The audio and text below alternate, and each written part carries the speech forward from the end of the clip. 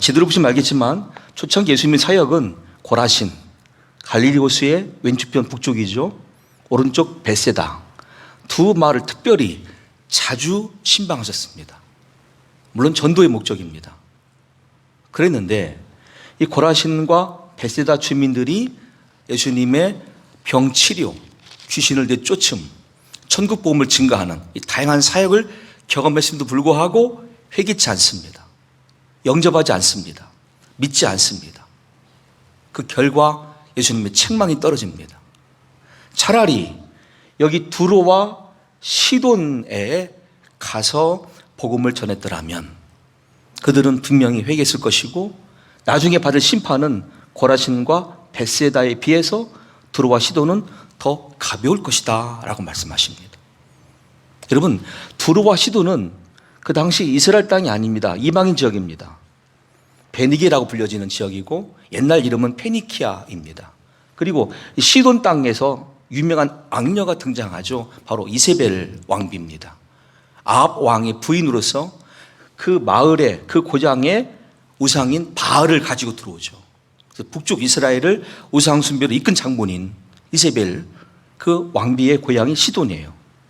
아니, 예수님 가장 싫어하시는 게 우상 숭배 아니십니까? 그러면 지금 두로와 시돈 지역에서의 다른 두 지방 고라신과 벳세다를 비교할 수 없는 것 같은데 왜 그 두 지역에 대해서 저렇게 말씀하십니까? 우리가 반문할 수가 있어요. 과거의 모습은 그랬습니다. 고라신과 벳세다는 예수님이 찾아가서 복음을 증거하고 병자를 고쳐주시고 귀신을 내쫓는 사역 가운데에 그들을 전도하는 목적으로 자주 가신 반면에 두로와 시돈은 아직 안 가셨어요. 지금 당장 현장에서 은혜를 받은 사람들이 반응을 제대로 안 보인 거예요. 이분을 기뻐하고 환영하고 우리가 믿겠습니다 또는 내가 회개합니다, 그런 반응이 안 나왔어요. 가버나움 보십시오. 육체의 자존심과 교만함이 있었습니다. 우리가 하늘 같은 동네에 살고 있다. 예수님이 우리말에 와서 이렇게 하는 건 당연한 거야. 그리고 예수님의 영적 가치를 인정하지 않습니다. 저분이 메시아라는 사실을. 결국 가버나움도 심판의 대상이 되는 것이죠. 너희가 저 아래 소돔 땅과 비교해 봤을 때에 심판날 소돔 땅의 심판이 더 가볍다라고 말씀하세요. 소돔 땅이야말로 여러분 잘 아시다시피 구약이 멸망받은 땅입니다. 음란한 지역입니다. 의인 10명이 없어가지고 망한 땅입니다. 어떻게 비교할 수가 있겠습니까? 그런데 현재가 문제예요. 항상 믿음은 현재예요. 지금 현재 예수님이 가셔서 그들을 치료하시고 말씀으로 격려하시고 교훈하시고 충분한 은혜를 공급해 주셨건만 그들의 반응이 회개가 없고 믿음이 없을 때는 책망이 떨어져요. 이게 공의의 하나님이세요. 내가 하나님 과거에 받은 은혜가 있습니다. 내가 과거에 받은 직분이 있습니다. 내 과거에 어떻게 했습니다. 그게 중요한 게 아니고 지금 현재 이 자리에 이 순간에 예수님 앞에서의 나의 믿음이 나 자신을 발견해서 하나님 잘못했습니다. 제가 전에 뜨거웠던 믿음이 아니었고 지금은 냉랭히 식고 있습니다. 은혜를 까먹었습니다. 믿음을 까먹었습니다. 이런 저를 불쌍히 여겨 주시옵소서. 차라리 이게 정상이라는 거예요. 지금 더 큰 충성을 말씀하는 게 아니고 현재 나의 자리에서 나 영적인 현주소를 발견하고 정직하게 고백하는 그 마음이 필요한데 사람들이 점점 목이 더 곧아지면서 영적으로 둔감해지기 시작합니다. 마치 가버나움 사람들처럼 또는 고라신과 벳세다의 사람들처럼 아주 교만하기 시작합니다. 때문에 오늘 예수님의 본문의 말씀 속에 있는 감사는 사역의 전환점을 의미하는 감사야. 목회 패러다임의 전환을 말씀하는 감사. 이제부터는 신방 목회가 아니다 선포하시는 장면이에요. 그러면 가시는 사역이 아닌 뭘까요? 오라는 거예요. 와서 들으라. 와서 경험해라. 와서 천국 진리를 너희들 마음속에 심어라. 초대하시는 장면이에요. 그럼 어떤 방법이 좋을까요? 지금 예수님은 갈릴리 주변에서 사역하십니다. 갈릴리 호수가 보세요. 동서가 좁고 남북이 길죠. 타원형이죠. 여기 호숫가에 배를 띄워요. 예수님은 배에 딱 올라가시고 배에서 언덕편, 육지를 딱 보게 하시는 거예요. 그 육지편에 사람들 다 앉혀요. 차곡차곡 맨 아래서부터 앉히면은 2만 명 금방 앉을 수가 있어요. 예수님 혼자 배 딱 띄워서 타신 다음에 그들을 바라보는 그런 형국이에요. 나는 무대가 지금 호수편에 있고 거기 배 위에 있고 상대방 우리 관중들은 전부 다 육지 잔디밭에 앉아 있어요. 그러니까 모두가 예수님을 주목할 수 있는 그런 구조예요. 예수님은 아래에서 위를 바라보고 선포하는 구조예요. 잘 들리겠죠. 말씀 25절 26절입니다. 그때에 예수께서 대답하여 이르시되, 기도문이네요. 천지의 주제이신 아버지여, 이것이 무엇이냐면 분명히 신방을 자주 했고 신방 사역을 통해서 거두어야 될 열매가 있어야 되는데 그것이 없다는 사실. 지혜롭고 슬기 있는 자들에게는 숨기시고 어린 아이들에게는 나타내심을 감사하나이다. 옳소이다. 이렇게 된 것이 아버지의 뜻이니이다. 아멘. 25절 26절은 기도문이에요. 전체가 다 보고 듣는 자리에서 일부러 선포하는 형식으로 기도하시는 거예요. 이제 나는 목회 패턴을 바꿉니다. 나는 사역의 방향을 바꿉니다. 찾아가는 목회가 아니라 와서 들으시오라고 바꾸를 순간에 감사의 내용을 담고 있어요. 감사합니다. 초창기 사역의 방향 전환에 하나님이 저에게 이것을 알게 하시는 것 감사합니다.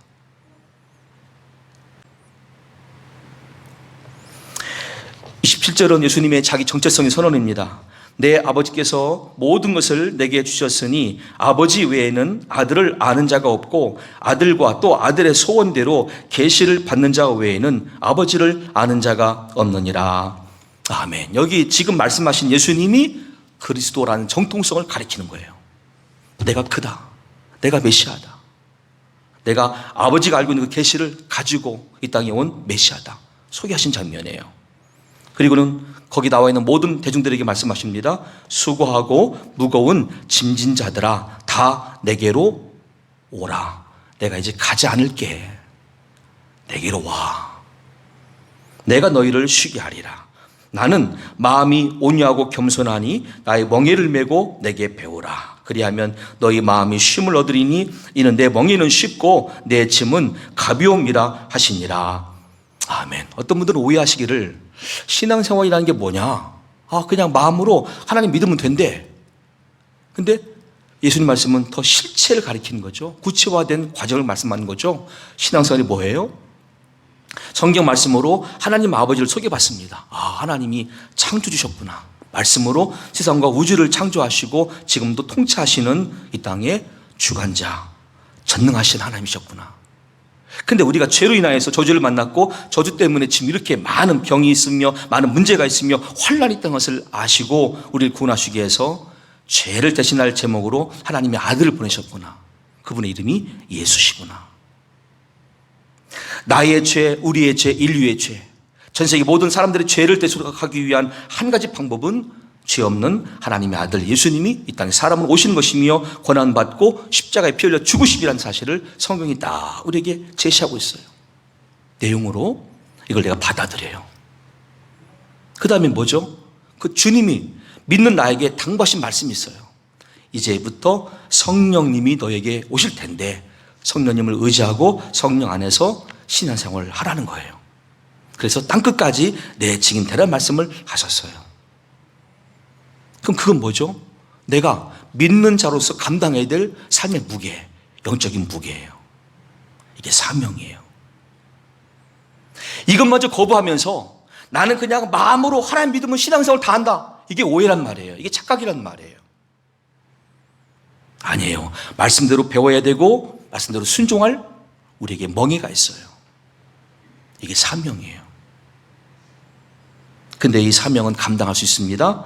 이는 내 멍에는 쉽고 내 짐은 가벼움이라 하시니라. 왜요? 성령님이 저와 여러분 믿는 자녀에게 늘 함께 하심으로 감당할 수 있는 능력을 공급하시기 때문입니다. 이 과정을 이제 저는 은혜가 출발점이 되어서 은혜로부터 은사, 은사로부터 감사, 3단계로 소개를 해드릴 거예요. 그런데 이 세 가지 단어와 3단계는요, 어원이 같아요. 먼저 은혜가 무엇일까요?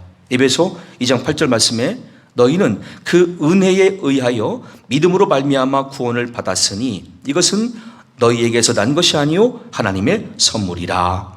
아멘. 은혜는요, 아직은 불신자였던 우리였는데 하나님의 은혜가 우리에게 선물로 임하였는데 성경이 믿어지는 거예요. 하나님이 막 알아지는 거예요. 예수님을 영접할 수 있는 마음을 갖게 된 거예요. 이게 전부 다 공짜로 주어진 선물, 하나님의 선물이었어요. 그 결과 내가 구원에 이르렀습니다. 하나님 감사합니다.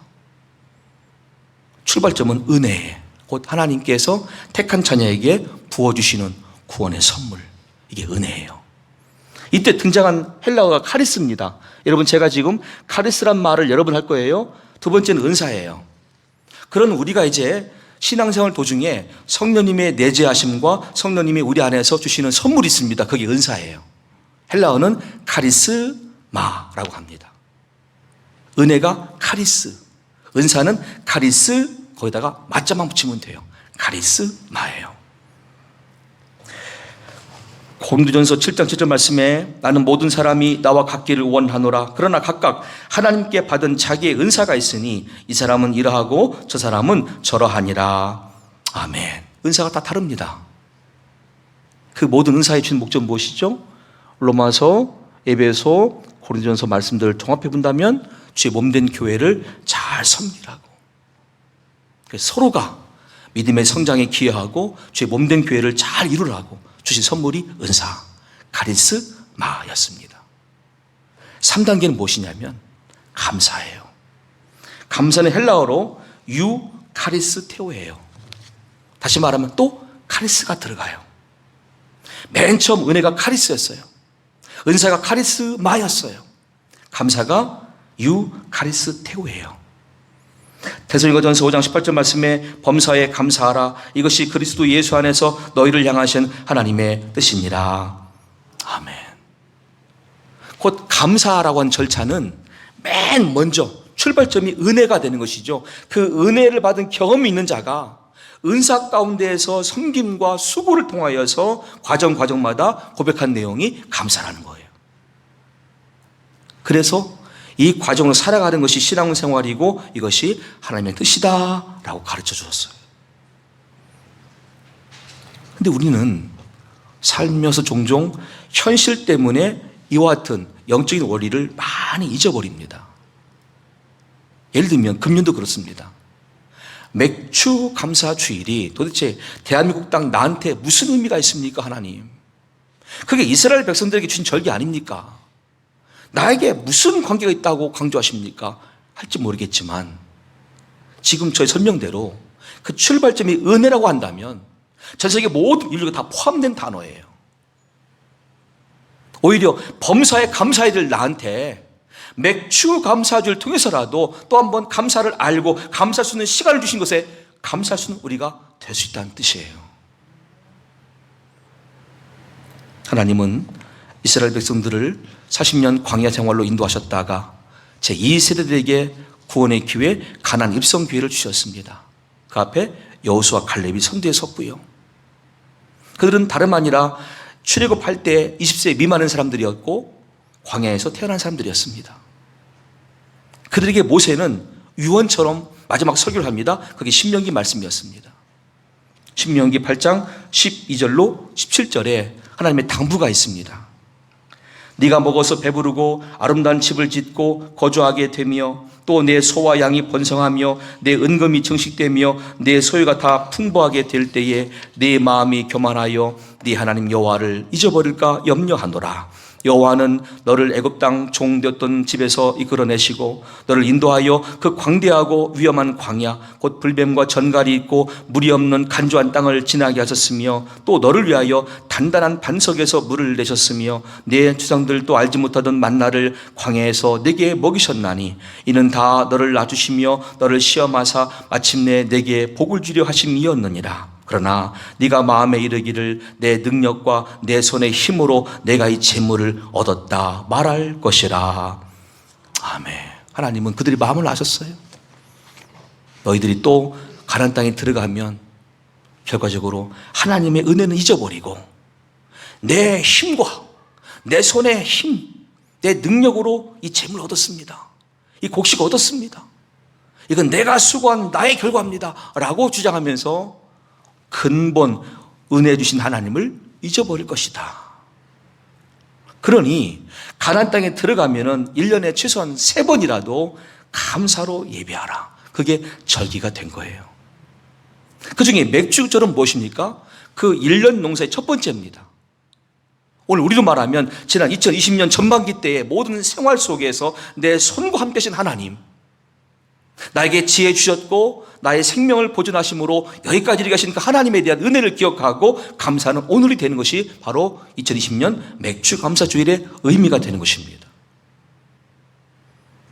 물론 아직도 우리는 코로나19 때문에 헤어나지 못한 어둠이 있습니다. 터널 같은 삶이 있습니다. 그럴지라도 그 이후에 주실 하나님의 분명한 약속이 있기 때문에 그 약속을 믿는 우리들은 오늘 감사로 모인 것입니다. 한번 따라해 보실까요? 하나님, 감사합니다.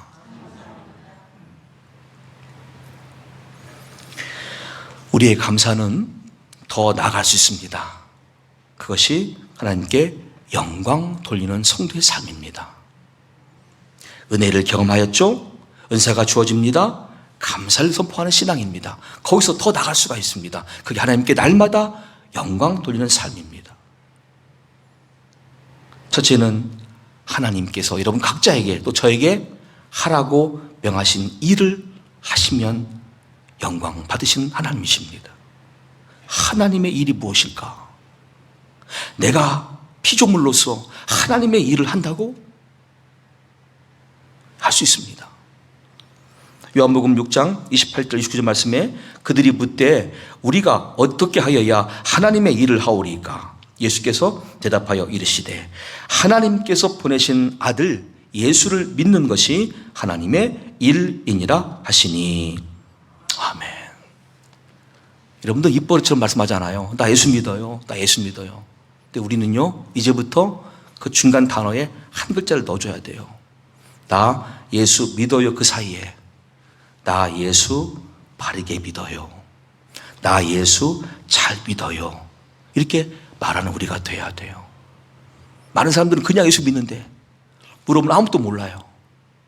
그 예수가 누구요? 어떻게 믿는 게 잘 믿는 것이요? 아무도 몰라. 그건 바르게 믿는 게 아니에요.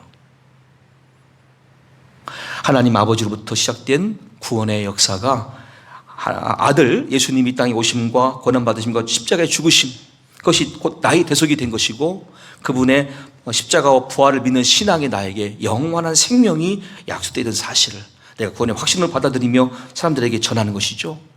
당신도 나와 같은 은혜를 경험해보자고, 예수님 재림하신다고, 우리를 부르신다고, 그 다음에 심판이 있고 영원한 생명의 나라가 있는데 천국이라고. 근데 그러려면 예수님을 그냥 믿는 게 아니라 바르게 믿고 잘 믿어야 돼요. 요한복음 11장 40절 말씀입니다. 예수께서 이르시되 내 말이 네가 믿으면 하나님의 영광을 보리라 하지 아니하였느냐 하시니. 아멘. 하나님 아버지 입장에서는 우리가 예수님을 바르게 믿고 잘 믿는 그 자체가 하나님께 대한 영광이래요. 예수를 잘 믿는 게 하나님께 영광 드리는 방법이라는 거예요. 얼마나 단순한 원리예요. 예수를 잘 믿어보자. 예수를 바르게 믿어보자. 두 번째는 우리에게 주신 보혜사 성령님께서 늘 우리 마음속에서 우리를 통치하시고 말씀으로 가르쳐 주시고 상담하시거든요. 그래서 그분의 별명이 보혜사예요. 나를 보호하시고 은혜 주시고 가르치시는 스승이신 분이라는 뜻입니다. 고린도후서 3장 17절 18절입니다. 주는 영이시니 주의 영이 계신 곳에는 자유가 있느니라. 우리가 다 수건을 벗은 얼굴로 거울을 보는 것 같이 주 영광을 보매 그와 같은 형상으로 변화하여 영광에서 영광에 이르니 곧 주의 영으로 말미암음이니라. 아멘. 항상 성령님을 의지하고 성령님의 통제 가운데 살 때 그 자체로서 하나님께 영광을 돌릴 수가 있어요. 세 번째는 모든 상황에 감사할 때예요. 고린도후서 4장 14절과 15절입니다. 주 예수를 다시 살리신 이가 예수와 함께 우리도 다시 살리사 너희와 함께 그 앞에 서게 하실 줄을 아노라. 이는 모든 것이 너희를 위함이니 많은 사람의 감사로 말미암아 은혜가 더하여 넘쳐서 하나님께 영광을 돌리게 하려 함이라. 아멘. 성도 한 분 한 분들이 개인적으로 감사가 이제 모아지는 거죠. 감사합니다, 감사합니다, 감사합니다. 이게 충만케 되죠. 그 결과 하나님은 그 교회 차원으로도 영광 받으시는 분이세요. 개인도 물론 영광 받으시겠지만 전체 차원으로도. 네 번째는 교회의 몸된 구성원들, 성도의 부족한 것을 우리가 한번 관심을 갖고 물질로 도와줄 때, 보충해 줄 때 그 자체가 하나님께 영광입니다. 고린도후서 9장 11절로 14절까지 말씀에 너희가 모든 일에 넉넉하여 너그럽게 연보를 함은 그들이 우리로 말미암아 하나님께 감사하게 하는 것이라. 이 봉사의 직무가 성도들의 부족한 것을 보충할 뿐 아니라 사람들이 하나님께 드리는 많은 감사로 말미암아 넘쳤느니라. 이 직무로 증거를 삼아 너희가 그리스도의 복음을 진실히 믿고 복종한 것과 그들과 모든 사람을 섬기는 너희의 후한 연보로 말미암아 하나님께 영광을 돌리고 또 그들이 너희를 위하여 간구하며 하나님이 너희에게 주신 지극한 은혜로 말미암아 너희를 사모하느니라. 아멘. 성경에는 연보라는 말씀으로 지금 우리를 가르쳐 줍니다. 연보. 보충하기 위해서 우리가 함께 돈을 거두는 것이죠.